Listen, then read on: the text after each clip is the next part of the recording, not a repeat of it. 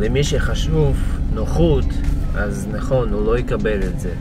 זה סלון לא נוח, לא נוח, אבל רכב סוחב לאט, אבל סוחב ומגיע לכל מקום, כמו כל רכב.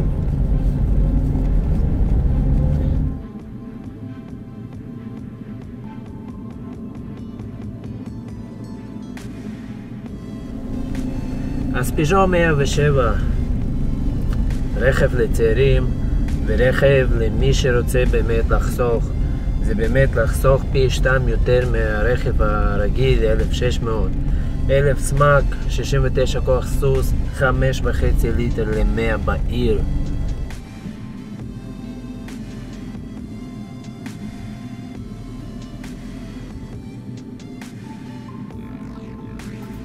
זה לא רכב פוזה.